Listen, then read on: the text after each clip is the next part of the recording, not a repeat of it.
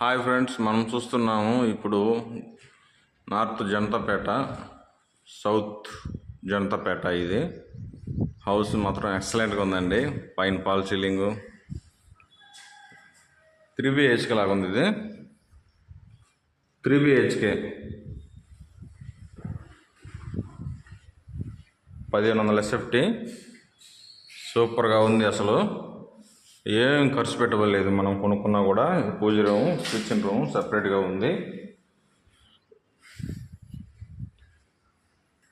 45 లక్షలండి. సూపర్గా ఉంది. అసలు ఇదంతా ఎడ్యుకేషన్ ఏరియా, సౌత్ జనతాపేట. సూపర్గా ఉంది లొకేషను.